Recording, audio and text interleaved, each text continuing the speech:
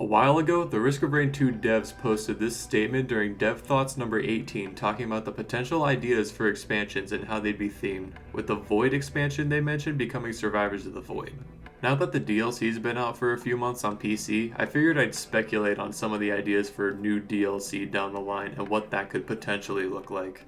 And to the console players still waiting on Survivors of the Void to even release, you guys are so down bad for content, I'm so sorry. All the ideas for DLC are going to be themed around some kind of aspect of the lore in some capacity, whether it's based on lore from the first game or the second, starting with the Imp Expansion. The title is in reference to the dimension where the imps originate from, and the expansion would be relating to like all the various lore logs and all the stuff that's related to them from the first and the second games. There's a lot of cool ideas that could be added in it, either having like a lot of red aesthetics or fiery ones, just based off some of the ideas for enemies and stuff that I've come up with. Starting with the enemies, Ifrit was a boss in the first game that was a fiery dog, and I don't know if he necessarily relates to the imps, but he has fire and a whole lot of hell-ish aesthetics, and I think it fit in as a nice boss enemy. Same thing with the Cremator, who was also a teleporter boss from the first game that spawned in the magma barracks. He's a turtle that swims in lava, so I don't know how you would add water physics to a game that doesn't already have it without some major overhauls. Some original designs could be a bloodhound, a dog-styled enemy with red tendrils coming out of it, similar to the ones that the imp overlords have on their head. It would move around similarly to the blind vermin with a short leap attack, and here's an artist's rendition of what I think it would look like. The last enemy that I had in mind is the Siphoner, a humanoid vampire kind of creature with a lifesteal channel ability that slows the player, and he also has a melee for close range. Maybe it could be a sort of spiritual successor to the Claymen from the first game. In keeping with the theme of stealing from the first game, I think it'd be appropriate to add the Imp Shrines, which spawn 3 to 6 tiny imps that must be killed after a few seconds, and when they are all killed, you got a random item. We already have the Void Infestors in the game, so I think it'd be the next logical progression to add in another tiny, hard-to-hit, annoying, dumb, stupid, idiotic, dumb, I hate these. Sanguine would be the new elite type, and it'd add imp tendrils and a red shine to affected enemies. And enemies that would hit you would have a chance to cause bloodletting, which would leave a trail of blood that buffs enemies that walked over it. Maybe the damage values for what the debuff actually does could be like an increase in movement speed and attack speed and potentially damage, but I'm not sure what the exact values would look like. Maybe around 20% across the board, but that might be too broken. The name for the actual aspect that drops from these elites could be called the Infernal King's Delight, and this transitions perfectly into the final boss of the expansion. In the subheader for Ifrit, it said that he's the scion of the Infernal King. While there's no other mention of an Infernal King outside of this, I like to assume that he's just kind of like the leader of all things hellish and imp related, so I think it'd be really cool to see this fleshed out in some capacity. In my mind, I envision the fight kind of being a hybrid of Mithrix and Voidling, where he's just massive in size, but he's humanoid in figure, and he has a giant sword and you have to dodge out of the way of it because it's so massive. And there could also be some kind of intermission phase involving imps that were in the first game that spawned from the Imp Overlord's tentacle, which was the original boss item for the Imp Overlords. And I know they're all just color palettes of already existing imps, but they have names and they've interacted with the survivors in the past, so I don't know, slap some armor on them and add them to the game. I think it'd just be really funny. The last idea I had was a penultimate stage called the Seared Palace. It could also be an alternate stage 5, which I think would be interesting, but basically it's a vertical castle that has alternate routes that could lead to different loot and has a final room that has a door. And instead of going through like a teleporter to transition to the next stage, you interact with the door and that takes you to the final boss fight. I'd also like to follow the trend that Survivors of the Void sent, with one character being like an adaptation of an already existing survivor from the first game and another one being a wholly original one.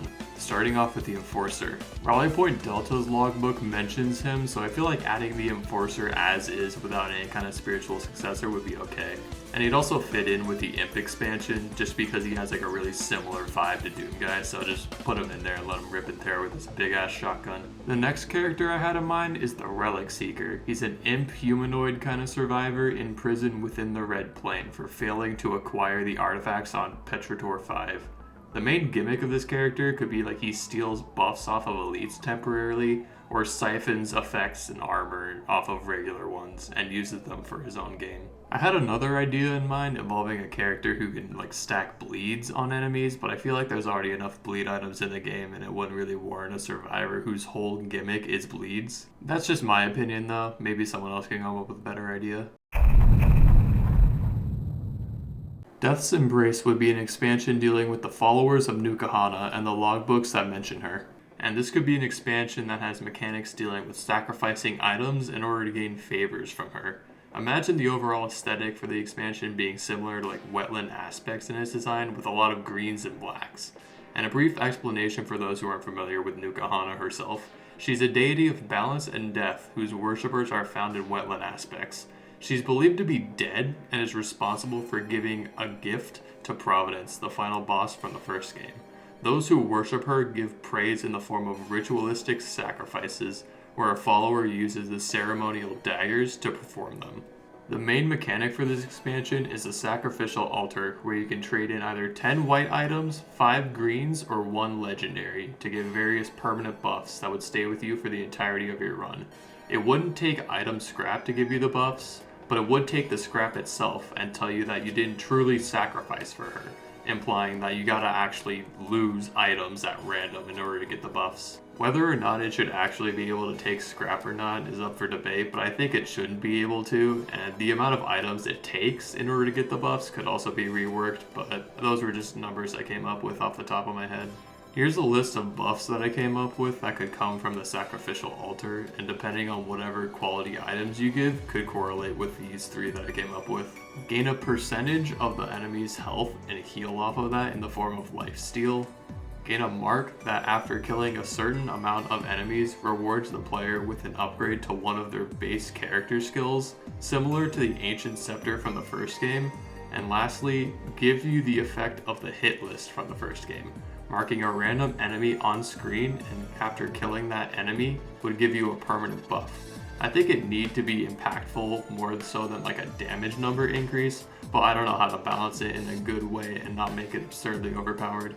The Toxic Beast and Borlet are from the first game and they're just pigs that have a poison aesthetic to them, but I believe they'd go well in this expansion even though they're basically bullet sponges in terms of mechanics. So I think if they had like a poison trail to them and that poison had the same percentage health damage as Acrid's poison, I think that'd balance it out. Next are the Spitters. I don't have a whole lot to add, just put them in the game, they look funny. The Fanatical Lumerian is a successor to the Evolved Lumerian from the first game, but they'd have a green fireball shot that applies a lesser version of the Death Mark item on hit. For some original enemy designs, the Insane Acolyte would be a human character that throws phantom daggers and has a dodge roll, with the lore being that they were passengers on the UES safe travels that crashed onto the planet and survived, but they lost their mind due to service to Nukahana. Her Watchful Eye could be a sentry kind of enemy that doesn't have any actual attacks but has a sizable health pool. If it detects you and it isn't killed in a set amount of time, it'd spawn a bunch of other enemies equivalent to a combat shrine. The new elite type would be Devoted, and you'd have black and green smoke surrounding the enemies who are affected by it in order to differentiate from Malachites. On hit, it would give your health bar the debuff of Shaped Glass or the Eclipse 8 curse for a few seconds. It wouldn't actually reduce your total health, it would just make your health bar half the debuff and half of your actual health, making you susceptible to getting one shot. The elite aspect would be called Memento Mori, and on hit, it would reduce enemies' health by 50%.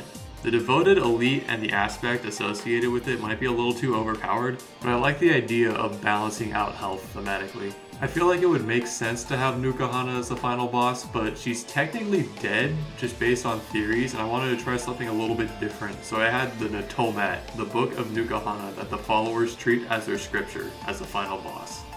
You'd start the fight by opening the book and fighting off a bunch of the new enemies, and later during the fight, a corrupted copy of the survivor you're currently playing as would appear. It'd copy your items and everything and be a mirrored version of yourself if you had devoted your loyalty to Nukahana. It might be too much to ask, but if each survivor had uniquely themed abilities in their copied versions, so like Commando using Malachite grenades or Loader summoning an obelisk instead of a pylon, it would make the fight more than just a copy of the Artifact of Vengeance. Once you defeat it, you have the option to either destroy the Notomat or take it, giving you different endings, but ending the run there. I personally like this idea for a final boss more because Nukahana as a concept being like ever present and not truly dying is really cool, so I think having this as a final boss is way more fitting than just fighting Nukahana. The new map for this DLC will be the Dilapidated Obelisk, an outdoor swampy map with twisting trees branching off and connecting to rocky cliffs.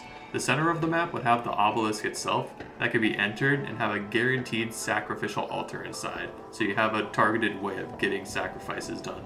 This could either be a new Stage 3 or Stage 4. The first of the new survivors is the Reaper, the spiritual successor to Miner, and I think it'd be the best fit for the new Kahana expansion. I imagine it'd be a melee character who uses scythes to mark enemies and they'd all share the same damage if they're marked. So if like you mark a boss enemy and 3 other regular enemies and attack the boss, the other 3 enemies would take the same damage. His secondary and utility would have some kind of dash or mobility involved, and his special would detonate all marked enemies, dealing more damage the more marks are out. The other idea I had for a survivor is Her Scribe, a writer of the Notomat and first follower of Nukahana. I was thinking the survivor could work similarly to Artificer by charging up spells by writing on parchment. Some abilities I had in mind were casting phantom daggers to fly in a set direction, a utility that cloaks themselves in smoke similar to bandits, and a special that charges homing skulls that are similar in appearance to the ones from Nukahana's opinion. When writing the script for this part, I had the least confidence in the ideas I had for this one, so let me know down in the comments if you have any ideas. Voidling's boss room has a bunch of different planets in the background, with some of them just being Easter eggs and John Halo. But it got me thinking about what if Risk of Rain 2 was set on an entirely different planet and what those environments and different enemies could look like. I know the lore for getting new items would be hard to explain because all of the loot is canonically from the UES safe travels that crashed, but let me just indulge in the idea of Risk of Rain 2 The Burning Crusade, alright? The main mechanic for this DLC would be the Offworld teleporter, and it would be an alternative way of looping a run. The difficulty would still be the same in terms of the time, and all items would carry over to the new planet. It's just difficulty would scale faster in order to differentiate. Maybe there could be an alternative game mode that would solely be the new stages on a rotating loop, for those that just want to experience only the new stages. Stage 1 is Seeping Ocean, and it's a callback to Sunken Tomb from the first game, and it'd be an underwater/land biome with half of it being a beach and half of it being underwater caves. In my mind, I imagine it looking like Wave Ocean from Sonic 06 for some reason. I don't know why that came to me. Stage 2 is Smoldering Treeline, a forest biome set permanently ablaze. This stage would have a big emphasis on environmental hazards, so there'd be fire on the ground that would permanently be there, and every now and then fire tornadoes would come in and deal damage over time and draw in enemies and players. For the aesthetics of the stage, I imagine it looked like Northern California during the summer. Stage 3 is Cavernous Hive, and it could be some kind of bug-infested cavern with lots of tight corridors and tunnels leading to larger open cave sections. The visual reference I have for this stage is Silithus from WoW, just to get a picture. Stage 4 is interesting because it's a hidden realm in the loop rotation, and it's a slipstream. This is the dimension that the newts travel through using magnetic webs, and I imagine the stage would be linear in design. Instead of having to charge a teleporter to go to the next stage, you can either go through a portal to get to the next stage or fight the newt as a mini-boss for lunar coins. Stage 5 is the Cosmic Observatory, and it's a citadel of the High Court existing outside in space.